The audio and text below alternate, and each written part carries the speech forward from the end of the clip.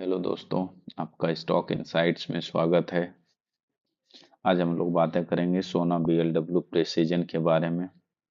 ये automobile sector के component manufacturing से रिलेटेड कंपनी है, जो बेसिकली जो है gear, micro hybrid motor, transit motor इत्यादि चीज़ों को बनाती है। तो सबसे पहले आज आए इसके रिजल्ट को देख लें हम लोग। तो देखिए, फाइनेंशियल ईयर 23 के फाइनेंशियल ईयर 23 के सेकेंड क्वार्टर के रिस्पेक्ट्स में फाइनेंशियल ईयर 24 के सेकेंड क्वार्टर को हम लोग कंपेयर करते हैं। तो सबसे पहले यहाँ देखिए, 657 करोड़ का जो है रेवेन्यू था, जो बढ़ करके कितना हो गया 791 करोड़ का। मतलब रेवेन्यू में कितने परसेंट का जंप है? 20.54% का जंप है।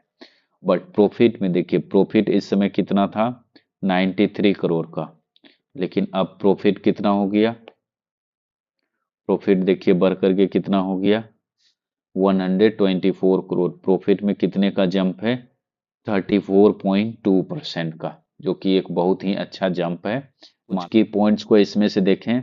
इबिटा मार्जिन में 3 बेसिस पॉइंट का इंक्रीमेंट है। ठीक है, तो जो कि जितना मार्केट एक्सपेक्ट कर रहा था उससे बेटर मार्जिन आया। कंपनी का एक जो है, एक नया कंपनी को एक्वायर किया है, नवेलिक को। ये एक हाईलाइटेड पॉइंट है। और कंपनी जो है यहाँ पर देखिए कैपेक्स कर रही है 141 करोड़ का। ये एक हाईलाइटिंग पॉइंट है। इसकी बैटरी इलेक्ट्रिक व्हीकल से जो रेवेन्यू आ रहा है वो कितने 58% से ग्रो किया है। ठीक है, और दूसरी बात है, आईसी इंजन से जो रेवेन्यू आ रहा था ना, उसका डिपेंडेंस धीरे धीरे क्या हो रहा है? कम हो रहा है। देखिए, 25% टोटल रेवेन्यू में 25% आईसी इंजन का कब था? फाइनेंशियल ईयर 21 में। बट अभी 24 के फर्स्ट हाफ में, ठीक है, कितना हो गया डिपेंडेंस? मात्र 11%। तो अच्छी बात है, कंपनी धीरे धीरे फ्यूचर ओरिएंटेड होते जा रही है। और साथ ही साइकिल वाइज देखें तो सबसे ज्यादा ये अमेरिका से आएगा, वो तो स्वाभाविक है। उसके बाद इंडिया और उसके बाद यूरोप से। ठीक है, देखिए, अब इसमें जो की पॉइंट है एक ये है कि कंपनी का ऑर्डर बुक कितना है? 22,100 करोड़ का ऑर्डर है सिर्फ कंपनी के पास अभी तक। जिस ऑर्डर को वो मतलब इसको ऑर्डर मिल चुका है। और उसमें से 78% क्या है? ईवी से रिलेटेड। इसके बाद कंपनी ने गाइडलाइन क्या दिया हुआ है कि इसका मार्जिन 25 से 27% के बीच में रहेगा। ये एक बहुत ही अच्छा मार्जिन है। और कंपनी पीएलआई, अभी तो आप जानते हैं गवर्नमेंट का पीएलआई स्कीम जो चल रहा है, इसमें अपने हर एक प्रोडक्ट के लिए वो क्या किया किया हुआ है? पीएलआई स्कीम में एप्लीकेशन डाला हो। इसमें से कुछ प्रोडक्ट के लिए भी अगर पीएलआई के लिए सेलेक्ट होती है तो इसका बेनिफिट इसको आने वाले फ्यूचर में मिलेगा। ठीक है, अब आते हैं इस कंपनी के बारे में। रिजल्ट तो देख लिए, बहुत अच्छा है। इसका अभी स्टॉक का पी देखिए कितना है, 63 चल रहा है। और इसका मीडियन पी कितना है? 86। मतलब ये अपने मीडियन पी से थोड़ा सा चीपर तो मिल रहा है कंपनी, नो डाउट। अब क्वार्टरली रिजल्ट को अगर आप देखेंगे तो हमेशा धीरे धीरे क्या हो रहा है? देखिए, रेवेन्यू में ग्रोथ है। बस यहाँ थोड़ा सा डिक्रीमेंट हुआ था, बट फिर भी जो है इसके बाद फिर से ग्रो किया है रेवेन्यू। फिर देखिए, ऑपरेटिंग प्रॉफिट भी धीरे धीरे क्या हो रहा है? इंक्रीज हो रहा है। और यहाँ देखिए 203 करोड़ से बढ़ करके 220 करोड़ हो गया। मार्जिन तो अपना मेंटेन किए हुए, जहाँ तक कि अभी बीच में थोड़ा सा कम हुआ था, लेकिन मार्जिन अपने मेंटेन किया हुआ है। अभी आप इसका प्रॉफिट देखेंगे ईयर वाइज, तो आप देखिए 600 करोड़ से बढ़ते बढ़ते कितना हो गया? लगभग 3000 करोड़ के आसपास। 5 गुना जो है अपना रेवेन्यू कर चुकी है कंपनी। और देखिए 162 करोड़ से इसका प्रॉफिट बढ़ते बढ़ते कितना हो गया? 800 करोड़ के आसपास। तो ये धीरे धीरे एकदम ग्रोइंग कंपनी है। अब यहाँ देखिए सबसे ज्यादा कंपाउंडेड सेल्स ग्रोथ जो है इसका धीरे धीरे, अभी तो घटा हुआ है थोड़ा, मार्केट में भी मंदी चल रहा है सब जगह, खास करके अमेरिका और यूरोप के बाजारों में आदमी कम खर्च कर रहे हैं, लेकिन ये भी बहुत अच्छा परसेंटेज है। अब देखिए प्रॉफिट ग्रोथ जो है 38% 5 साल में, 3 साल में 38%, ट्रेलिंग 12 मंथ में 31%। अभी थोड़ा सा डाउन हुआ है। अब 31% भी अगर प्रॉफिट है तो इसका 2 या 2.5 टाइम्स, तो अभी मान के चलें लोअर साइड में 2 टाइम्स ही, 31 × 2 मतलब लोअर साइड में 62 का पी से नीचे तो नहीं जाना चाहिए, क्योंकि ये ग्रोइंग फेज की कंपनी है।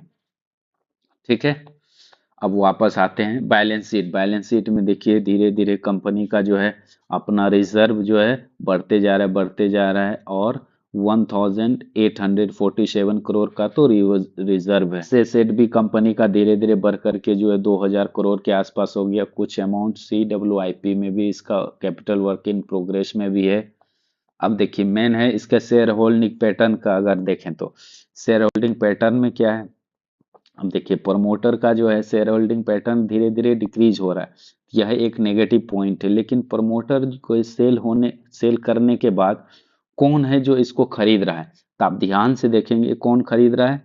FIIs खरीद रहे हैं। FII देखिए 8-9% से बढ़ के अब कितना 33% के आसपास हो गया। और DII का देखिए कितना है, ऑलमोस्ट बढ़ते बढ़ते बढ़ते बढ़ते ये कितना 28 पॉइंट, यहाँ 31 गया था, इसके बाद जो है घट के कितना 27 पॉइंट। तो वो थोड़े से एडजस्टमेंट होते हैं, कोई दिक्कत नहीं है। किसी DI ने किसी FII को बेचा, FII ने DII का, ये आपस में लेन देन ये लोग करते रहते हैं। ठीक है, अब देखिए सबसे ज्यादा यहाँ पर क्या था, पब्लिक पार्टिसिपेशन देखिए यहाँ से बढ़ना शुरू हो गया जब शेयर अपना ऑल टाइम हाई बना रहा था। अब धीरे धीरे पब्लिक पार्टिसिपेशन क्या हो रहा है, कम हो रहा है, और इसका रिजल्ट भी बढ़िया आ रहा है। मतलब शेयर जो है निकल करके कहाँ जा रहा है, वीक हैंड से निकल करके कहाँ जा रहा है, स्ट्रॉन्ग हैंड में जा रहे हैं।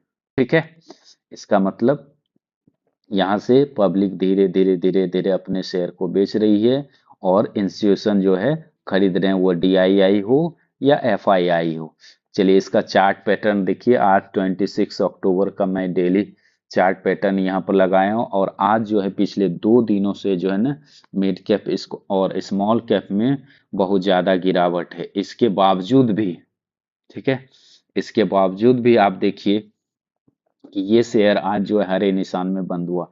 और यहाँ पर देखिए बुलिश हैमर काइंड ऑफ जो है चार्ट पैटर्न बनाया हुआ है। तो बुलिश हैमर जो है ये कैंडल बनाया हुआ है, इसका मतलब क्या हुआ, यहाँ से ये रिकवरी शो कर रहा है। मार्केट्स ने सपोर्ट नहीं किया, फिर भी इसने हरा में बंद होने का ट्राई किया। और इसके साथ साथ ये जो लाइन दिख रहा है ना, ये 200 DMA, और जनरली माना यही जाता है कोई स्टॉक 200 DMA के आसपास सपोर्ट लेता ही लेता है, और 200 DMA से अगर नीचे आकर के क्लोज हो जाए तो थोड़ा सा रुकना चाहिए, थोड़ा देख लेना चाहिए कहाँ जाकर के स्टेबल हो रही है कंपनी, उसके बाद पोजीशन बनाए। लेकिन अभी तक तो ऊपर है तो इस पर पोजीशन, और यहाँ से जो है हैमर काइंड ऑफ जो है चार्ट पैटर्न बना के भी कंफर्मेशन दे दिया, यहाँ से तो हम लोगों को पोजीशन बनाना चाहिए।